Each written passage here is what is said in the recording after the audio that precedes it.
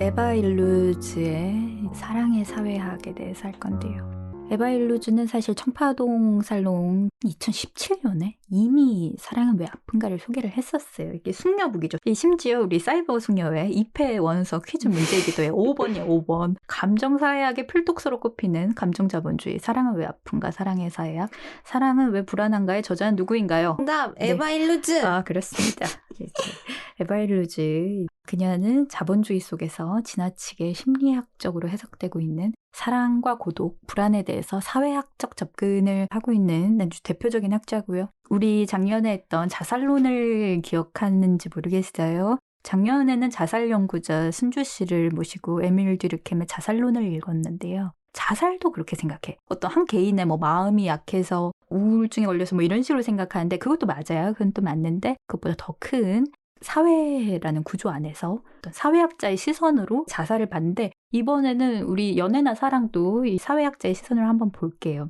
실제로 에바 일루즈 책을 읽으면 에밀 듀르켐을 여러 번 언급합니다. 책이나 어떤 웹상에 유튜브나 아니면 커뮤니티 거기에 연애 팁들 남녀에 대해서 얘기하는 거 보면 내가 어떻게 행동해야 되는지 아니면 그 남자, 그 여자의 심리 이런 짤 같은 거 많이 돌아다니잖아. 네이트판이 대표적으로 그렇지. 사고 실험 같아.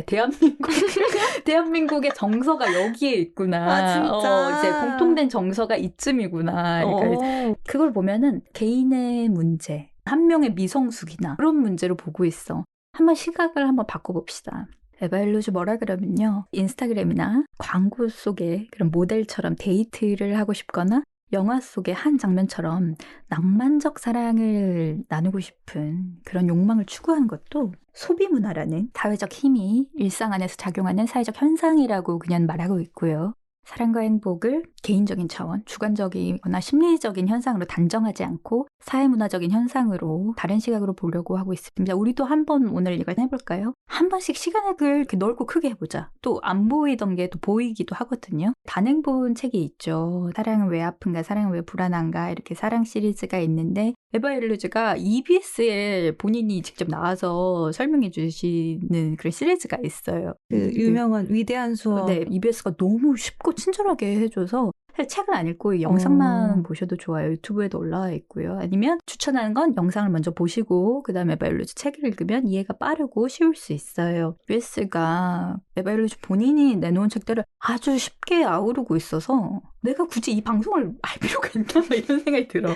EBS 가서 보면 될 것 같은데 안 봤잖아, 펭귄도. 안 보지. 이렇게 안 보고. 또 에바 일루즈 책이 사실 사람들이 어렵다 그래. 나 인정해. 어려워. 아니, 위대한 수업도 어려워요. 아, 그래. 그럼 내가 해줄게. 내가 해줄게. 그래서 에바 일루즈가 보면요. 우리의 대중문화를 굉장히 폭넓게 인용해요. 이 책을 읽어보면 그 예시로 드는 게요. 섹스 앤 더 시티나 그레이의 50가지 그림자나 그 브리짓 존스의 일기 있죠. 이런 거를 인용해요. 그걸 또 학자의 눈으로 보는 이제 통찰력이 있어서 굉장히 지적이고 우아한 책이고 이제 제가 개인적으로 굉장히 좋아하죠. 사랑합니다. 승리 학자님. 제가 이렇게 해도 EBS 펭귄도 집에 가면 안 볼 것 같아서. 이만큼 보려고요. 이대한서 이번에 3편 나오거든요. 재밌는 부분 제가 알려드릴게요. 그래서 에바 일루즈가 대중문화를 인용하는 걸 좋아하는데요. 세상이 어떻게 돌아가는지 반영된 게 우리 대중문화 미디어니까 그중에서도 미녀와 야수 얘기를 해요. 우리 미녀와 야수 초기 버전이 1740년이래. 그리고 여성 작가가 썼대. 나 이건 몰랐어. 가브리엘 수잔 바르보 드 빌네브라는 분이 썼는데 이 이야기는 지금까지 11차례나 영화의 주제로 쓰였다고 하네요. 우리도 엠마 왓슨 버전 난 알고 있죠? 영화로. 디즈니 버전도 있죠. 원작을 좀 보면은 세 딸의 아버지가 여행을 떠나요. 돌아오는 길에 딸들한테 선물을 가져다 주겠다고 했대. 그러니까 딸들이 이거 사주세요, 저거 사주세요, 이랬겠지. 막내딸이 자기는 장미를 갖고 싶다 그랬대요. 아빠가 모르고 야수의 정원에서 장미를 꺾어버린 거예요. 나는 이런 비하인드 스토리 있는 줄 몰랐어. 근데 야수가 너 딸 셋 중에 한 명을 데려오면은 널 살려주겠다 그랬대. 그래서 이 야수가 아마 좀 장가를 가고 싶었지 않나? 호레비 야수였던 것 같아. 그리고 그 장미를 갖고 싶었던 막내딸 베리죠. 베리 가장 아름다웠다고 하네요. 베리 내가 야수한테 갈게요 이래요. 나서요. 되게 용감하죠. 그래서 베리 야수의 궁전으로 갔는데 막상 야수의 궁전 가보니까 너무 최고급 대접을 해주는 거예요. 그 야수가 막 보석도 주고 드레스도 주고 뭐 지금으로 치면은 어디 저기 명품관 가갖고 머리부터 발끝까지 싹 다 플렉스 해준 거죠. 그런데 그 궁전 안에서 대화할 수 있는 거는 털복숭이, 이게 집착관공, 우리 야수 한 명뿐이야. 한 명? 한 마리? 아무튼. 그래서 이 벨이 이 호화로운 궁전에서 막 선물 공세를 하는 야수랑 단 둘이 있고 걔랑만 말하니까 점점 호감을 갖게 되고 뭐 이렇게 사랑이 이제 싹 트는 거지. 신드롬 아니에요? 아니 근데 나라도 그러겠어요. 나라도 어디다 가둬놓고 막 맨날 뭐 산의 진미와 막 아름다운 것들로 공세하고 그러면 뭐 좋아하게 될 것 같아. 어차피 아무도 못 만나는데. 외로워서. 근데 또 디즈니 버전에서는 벨이 이렇게 우리같이 독서에 취미가 있는 숙녀야. 그래서 야수가 도서관 규모에 자기 서재를 주는 장면도 있어. 그런 파라다이스 인간. 아니 나도 야수 사랑할 것 같아. 그러면 야수가 죽을 고비가 한번 왔는데 그때 막 벨이 울면서 사랑이 담긴 진심 어린 입맞춤을 하자 야수가 뿅 짜잔 하고 잘생긴 완장님이 된다는 우리가 아주 잘 아는 이런 해피엔딩입니다. 그런데 에바일루즈가 하는 말이 이 이야기가 왜 11번이나 리메이크 될 만큼 우리를 매료시킬까요? 왜 그런 것 같아? 왜 가둬놓고 선물해주고 뭐 이게 왜 그런 것 같아? 그리고 사랑에 빠지고 이게 저한테 별로 매력적이지 않은데. 아 웃겨. 에바일루즈는 이 이야기가 이성의 관계의 특징을 심층적으로 설명하기 때문이라고 합니다. 제가 보기에는요, 우리 흔히 말하는 보이즈러브, 여성향 소설이죠. BL이라고 하죠. 이런 것도 굉장히 유사한 구조를 갖고 있는 것 같아요. 왜냐하면 에바일루즈 설명에 따르면 이 러브스토리는 남성의 권력에 의해서 좌우되는 얘기야. 잘 생각해보자. 약간 다른 관점으로 동화를 다시 보는 거야. 팽이 읽어볼게요. 그 권력의 형태가 어떻다고 하죠? 1번. 남성은 물질적 정치적 자원을 자유롭게 쓸 수 있습니다. 부와 정치 권력의 상당 부분을 남성이 소유하죠. 2번. 사람에 대한 가장 중요한 권한을 가집니다. 이런 부분이 펭귄한테 별로 매력적인 부분이 아닌 것 같아. 그런가 봐. 저는 로맨틱 러브를 꿈꾸는 사람이잖아요. 에바일루즈가 이성의 관계에서 이런 남성과 여성의 권력 차이가 어디에서나 존재하는데 이게 우리 사회에 이런 부분을 반영했다고 하고 있어요. 그러면서 미녀와 야수가 여성 작가가 쓰는 로맨스 소설 법칙을 따르고 있다고 하네요. 소설 법칙 한번 볼까요? 1번이 뭐죠?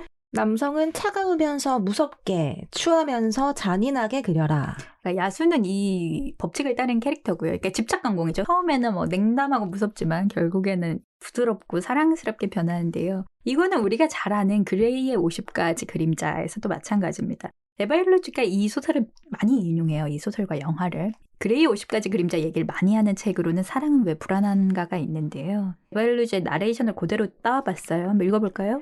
크리스찬 그레이는 고통을 가하면서 쾌락을 느끼는 사디스트지만 결국 헌신적인 연인이자 남편으로 변하죠.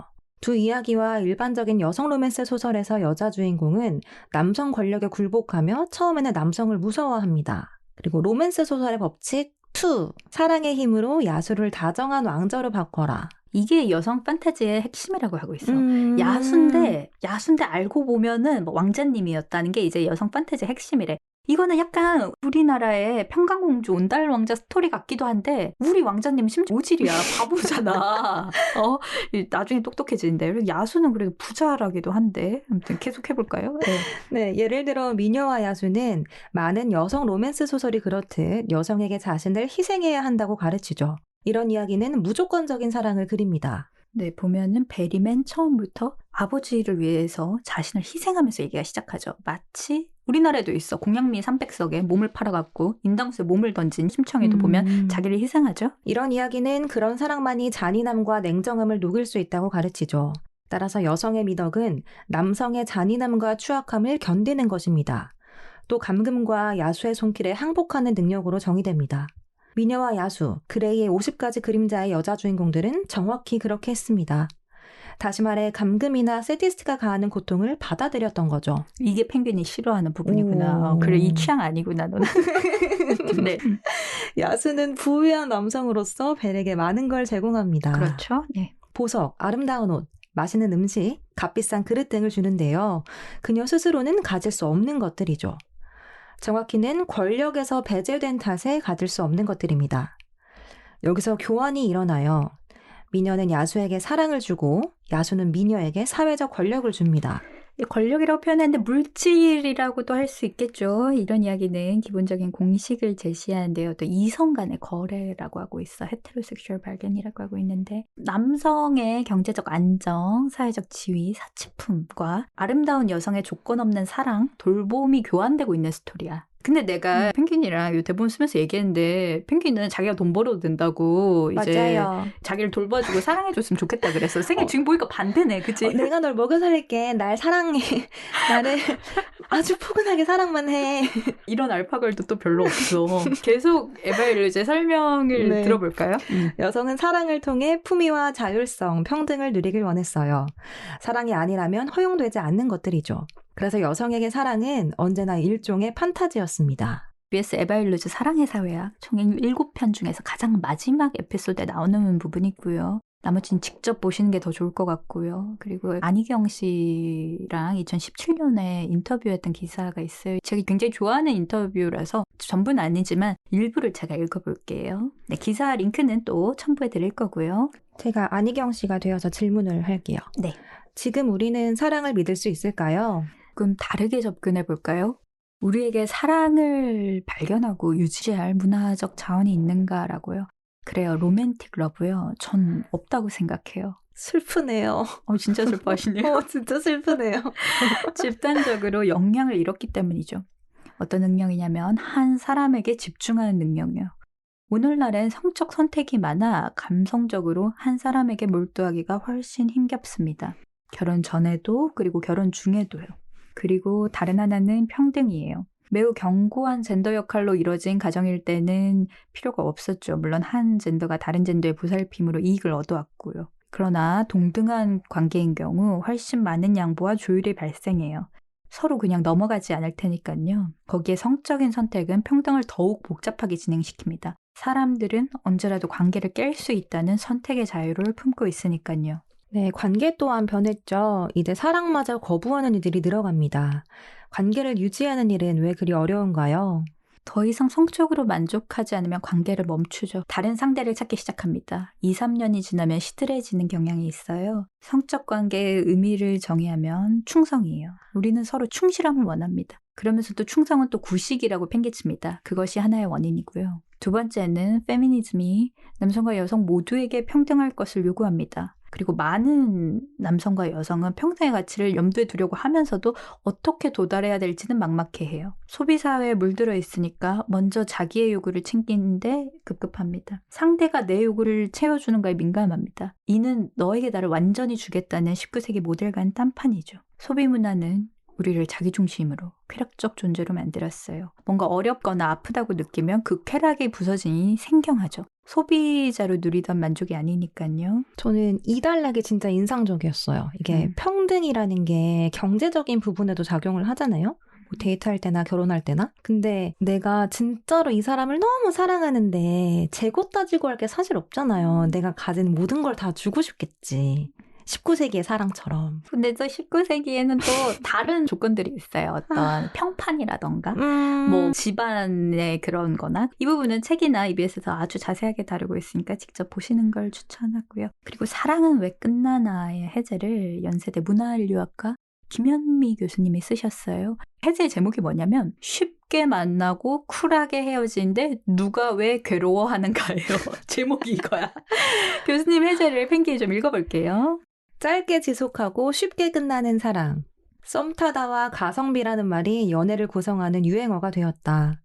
썸은 애매모호한 가능성을, 가성비는 경제적 투자에 비례하는 보상을 강조한다. 시장의 언어가 흥분, 헌신, 열정, 소통으로 상상되던 사랑과 연애 관계를 장악했다. 사랑은 이제 불확실성, 가능성, 투자 대비 만족감을 잘 다루는 개인의 능력에 따라 성취되거나 좌절된다. 어장관리라는 말이 있을 정도로 연애와 성적 파트너는 늘어났다. 헤어짐은 조건 불일치의 결과일 뿐 더 이상 인격과 인성의 문제가 아니다. 너무 슬픈데요. 아, 이게 이거 너무 슬픈데? 요즘 현대 사회 포스트 모던의 사랑에 대해서 요새는 또 다르게 만날 수 있잖아. 뭐 전혀 모르는 사람들끼리도 만나잖아. 요즘 뭐 앱도 있고 뭐 SNS도 있으니까 아예 다른 종류의 만남이 등장했으니까 또 다른 종류의 만남이 등장했으니까 다른 종류의 헤어짐도 등장한 거예요. 에발루즈의 책의 제목이 사랑은 왜 끝나나예요. 그래서 그걸 보고 또 뭐 이별의 고통에 위안을 주는 책을 기대한 독자에게는 이 책이 실망스러운 텍스트일지도 모른다 이렇게 교수님이 말씀하시네요. 왜냐면 이런 현명한 이별의 방법 또는 이별에 대처하는 방법을 내세우는 그런 자기개발적 치유서가 아니기 때문이다. 그렇죠? 예, 딱 답을 안 주지 막 이래서 너가 잘못했다 뭐 이런 게 아니죠. 그래서 우리 숙녀 서점이 이렇게 고르는 책들이 좀 그런 게 있죠. 생각하게 만들죠. 우리가 놓치고 있는 많은 인과들이 있을 거예요. 그런 걸 살펴보자는 뭐 그런 방송을 하고 싶었고요. 계속 읽어볼게요. 이 책은 자유로운 연애와 선택이라는 현대사회의 고양된 가치가 만들어낸 모호함과 모순을 다룬다. 그렇게 쉽게 사귀고 쿨하게 헤어질 수 있는데 우리는 또 왜 이별로 인해 분노하고 괴로워하는가? 이별이나 이혼 등 감정이 연루될 수밖에 없는 관계의 단절에는 고통이 뒤따르고 자아의 자존감을 떨어뜨린다는 것이 그 한 이유다. 에바 일로즈는 어떻게 자본주의가 성적 자유를 점령해 성적 관계와 낭만적 관계를 유동적이고 혼란스럽게 만들었는가를 묘사하기 위해 이 책을 썼다. 사랑과 이별을 경험한 프랑스, 영국, 독일, 이스라엘, 미국에 거주하는 92명을 인터뷰하여 현대사회에서 나타나는 사랑의 끝남 또는 사랑의 부재의 사회학적 원인과 결과를 묘사한다. 에발루즈는 현대의 사랑의 어려운 이유를 사회학적으로 풀어가는데요. 사랑이라는 관계 또한 자본주의가 아까 말한 소비 문화죠. 사적인 영역까지 영향을 주기에 우리는 이에 자유롭지 않다고 말하고 있습니다. 자본주의라는 게요. 소비자라는 자유로 연인과의 관계마저도 다른 선택의 가능성을 소비하라고 부추긴다고 하네요. 예를 들어서 뭐 재산, 상품 가치로서의 능력, 외모와 몸매 등이 성적 매력에 등급화된다고 그 결혼정보 회사들 보면 뭐 등급표 같은 거 있죠. 뭐 학벌, 직업 뭐 이런 걸로. 또 이거는 현대사회 특징이야. 그러니까 펭귄이 말한 것처럼 19세기에 뭐 그런 등급표 없었겠죠. 그때 등급표는 또 달랐어. 아무튼 말이 있냐, 말 몇 개 있냐. 아, 고대나 중부에 살았으면 또 그랬겠죠. 또 다른 문화권에서는 그렇죠. 그래서 김현미 교수님에 따르면 이제 연인도 소비 자본주의의 상품과 마찬가지로 사물 또는 대상으로 간주됩니다. 예를 들어 먹는 취향이 안 맞아. 뭐 소비 취향, 습관을 견딜 수 없어. 그 어울리는 친구들이 별로야. 평가절하 등 아주 구체적인 건수들로 헤어질 만한 이유가 되게 충분하다고 하네요. 잘 생각해봐요. 옛날 같으면 한번 뭐 연인이고 배우자가 되면 뭐 이런 거 마음에 안 들어도 못 헤어지는 거야. 죽을 때까지 가야 돼. 하여튼 그래서 관계에서도 출구 전략이 재빨리 모색된다고요. 네, 선택의 자유는 관계의 지속이라는 약속을 압도한다. 우리가 만나는 사람은 특별하고 고유한 존재이기보다는 무한대로 존재하는 상품 중 하나가 되었다. 애써 견디고 버티다가 이별할 필요가 없다. 일본 막 좌절하고 있어, 펭귄이. 이거 쓰면서. 이거 읽는데도 좌절스러운데요. 근데 현대사회에서 사랑이 쉽지 않습니다, 여러분. 여러분의 연애나 사랑이 어려운 거는 굉장히 자연스러운 일이에요. 그 와중에서 사랑을 하고 계신 분들은 대단하신 분들이에요. 그래서 에발룬즈가 책 한 권 내내 막 계속 이런 얘기를 되게 구체적인 막 근거를 들면서 말해요. 그러면서 392페이지쯤 오면 책이 되게 뒷편이거든. 그쯤에 오면 위로를 해줘. 이 책을 읽는 여성 독자는 아마도 너무 과장하는 게 아닐까 자문할 것이다. 위로라고는 찾아볼 수 없는 암울함을 건강한 리얼리즘이라고 착각하는 게 아닐까 하고도 독자분들 좀 이런 게 있죠. 다 말로 패놓고 계속 읽어볼까요? 애정생활의 형태가 변했다는 점은 어차피 우리의 현실에서 분명하게 드러난다. 그리고 자유와 위험과 불확실성을 수반한다고 해서 추구할 만한 가치가 줄어드는 것도 아니다. 우리 가운데 대다수가 짝을 이루어 살거나 적어도 그렇게 살기를 갈망한다는 사실도 변하지 않는다. 심지어 오늘날 3쌍의 부부 가운데 한 쌍은 온라인을 통해 만났다는 통계가 위로를 주기도 한다. 이러한 모든 측면을 고려할 때 기술과 시장이 내가 묘사하는 것처럼 불행하기만 한 현상은 아닐 수 있다. 계속 사실은 불행하다고 말하다가 갑자기 뒤에 와서는 아닐 수도 있다 이러다가 좀 약간 위로를 해주시다가요. 근데 뭐라고 하신지 알아요? 그렇지만 그런 논증은 결혼과 커플됨이라는 신중한 선택을 유일하게 중요한 분석 대상으로 삼은 것에 지나지 않다. 그런 논증은 낭만적 경험과 성적 경험 자체의 본성이 결혼 이전과 이후 그리고 결혼 생활 바깥에서 어떻게 변화해 왔는지 이해하려 노력하지 않았다. 이 책은 결혼이나 안정적 관계 미래를 염려해서 쓴 것이 아니다. 오히려 성적 파트너를 만나는 일이 자본주의로 인해 자아, 자존감의 관계 맺음의 규칙을 어떻게 변형해 왔는지 그 다양한 방식을 묘사하고 싶었을 뿐이다. 이 새로운 형태의 자본주의는 애정관계의 생태를 바꾸어 여성으로 하여금 쓰라린 굴종을 맛보게 만들었다. 거부와 상처, 환멸, 사랑을 끝내거나 사랑하지 못하게 만드는 어지러울 정도의 현상은 심리치료라는 거대 경제적 문화적 시스템으로 순환되고 있다. 제가 아까 말한 뭐 그런 재외상담, 뭐 매력 컨설팅, 그리고 다 비슷하죠? 이것은 자본주의가 만드는 유일한 형상은 아니지만 대단히 중요한 영향인 것만큼은 사실이다. 안희경 씨도 에바일루즈 선생님한테 그래서 질문하고 있어요. 우리의 사랑을 성공적으로 만들어갈 방법이 있을까요? 이 책에서도 계속 안 된대. 계속 안 된다고 했는데 안희경 씨도 답답했나 보지. 어떻게 하죠? 이렇게. 뭐라고 하는지 한번 들어볼까요? 좀 더 자유를 원하는 상대의 요구에 참을성을 가지자고 하고 싶어요. 오늘날 개인은 두 개의 가치를 존중하며 행동해야 합니다. 하나는 자유고 다른 하나는 한 번에 한 사람과 나누는 사랑입니다. 일부일처제 바로 독점적 관계죠. 이 가치는 때로는 충돌하고 함께하지 못해요. 그런데 우리의 관계를 위대하게 만들 수 있는 한 가지 방법이 있습니다. 둘이 함께 묶여 있다는 감각을 잃지 않는 거예요. 서로의 서약을 기억하는 감각요. 누군가와 서약한다는 의미는 기준, 규범에 대한 질문이에요. 어떤 면에서 이 두 가지는 모순된다 말할 수 있습니다. 존중은 자유를 향한 상대의 요구를 받드는 건데 서약은 묶여있다는 의미를 기억하는 거니까요. 그러니까 함께 한다는 의미를 깊은 방식으로 이해해야 합니다. 진정으로 이해하려고 노력해야 합니다. 무엇이 서로를 하나로 묶고 있는지를요. 김현미 교수님 해제 마지막 단락을 읽어볼까요? 관계의 평등은 파이를 똑같은 양으로 나누는 행위가 아니고 가치의 전환을 통해 관계의 새로운 프레임을 구성하는 것이다. 과거처럼 연애가 결혼으로 종결되는 확률은 낮다. 자발적 혹은 비자발적 비혼 기간이 길어지고 있으며 때로는 영원하다. 성상품화, 섹스에 집착, 관계에 대한 기회주의적 성향은 자기와 대면하는 타자의 감정과 말에 집중하지 못하게 한다. 관계의 윤리는 높은 수준의 청취 능력과 인격적 성숙으로 가능하다. 현대 사회의 사랑이 되게 어려우니까 오히려 사랑은 이렇게 좀 인격적으로 성숙한 사람들이 하는 게 사랑인 거야. 그 청취 능력이라는 단어가 있는 게 진짜 인상적이에요. 너무 중요한데 청취 능력. 책도 잘 안 들으면서. 앞에 질문 셋이 유효하다는 얘기를 하고 싶었어. 그죠? 유효하죠. 왜냐면 이제는 섹스나 뭐 연애나 만남 이런 게 흔하고 되게 도처에 널려 있는데 그 열린 결말이지. 여러분한테 약간 맡겨놓고 있어. 진정으로 이해한다. 인격적으로 성숙해야 된다. 승려들한테 맡겨놓고 있어요. 내가 딱 답을 안 주고. 에바일루즈 챕터를 넣은 거는 사랑이 되게 흔한 것 같지만 L.A. 프롬도 말하지만 L.A. 프롬보다 에바일루즈가 훨씬 현대 사람이에요. 이 시대 사람이야. 이 시대가 더 사랑하기 힘든 시대라는 걸. 시대적으로. 사랑이 굉장히 어려운 우리가 그리고 각자 사랑의 정의도 다르고 형태도 다르고 그래서 어렵다는 거.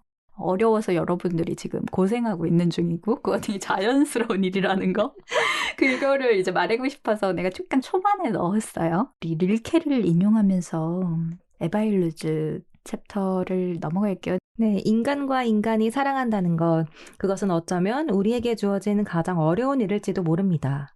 그것은 궁극적인 것, 즉 마지막 시련이고 시험이며 과제입니다. 사랑하는 법을 배워야 합니다. 그런데 이를 배우는 시간은 언제나 길고도 폐쇄적인 기간이기에 사랑은 오랜 세월을 두고 인생의 내부까지 깊이 파고드는 것이고 고독은 사랑하는 사람을 위해 승화되고 심화된 홀로됨이죠. 사랑이란 무턱대고 덤벼들며 헌신해서 다른 사람과 하나가 된다는 뜻이 아닙니다.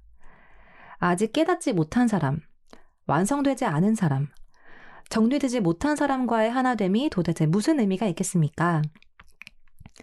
사랑은 개개인이 성숙해지고 자기 안에서 그 무언가가 되고 세계가 되는 자기 자체로서 타인을 위해 하나의 세계가 되는 숭고한 계기입니다.